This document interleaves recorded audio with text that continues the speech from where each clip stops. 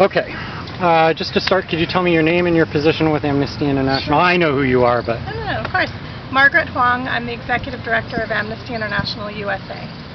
Margaret, you're here in Homestead, Florida at the detention center for unaccompanied minors, and you just had a tour inside the facility. Would you be able to share with us, as our group is Lights for Liberty, and I'm not sure if you're familiar with our group, we're having vigils all over the world tonight. Could you tell us what you saw inside? Sure. The facility is a large warehouse setting. It is intended to house hundreds, thousands of children at one time.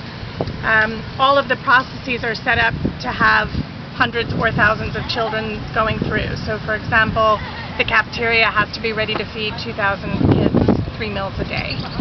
So everything is done in bulk, industrial sort of scaling of things. What it means is that the children's best interests are never going to be at the forefront of the care that's here.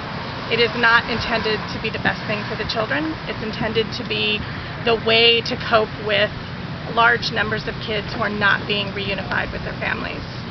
Amnesty International has a report about Homestead coming out next week.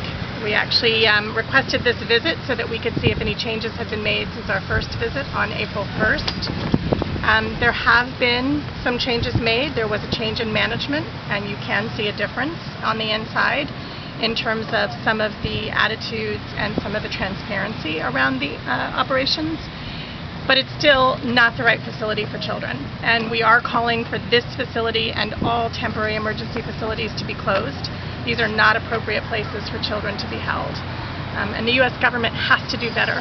This is not meeting our obligations or the moral imperative of doing the right thing. So we want this facility and all the other emergency facilities closed. Did they allow you to speak with any of the children inside the facility? They did. I have a language barrier. I'm not a fluent Spanish speaker, so I have limitations on what I could do, but I was not in any way stopped or prevented from speaking to any children or staff while we were inside. That is different from the last time we were here. So I think that's one of the signals from the new management, that they are being more transparent in the way that they're operating.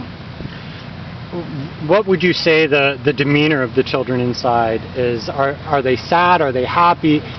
Talk about what you saw as a feeling. So I have a 15-year-old son and a 17-year-old daughter who are this age. Sorry. Do you need a minute?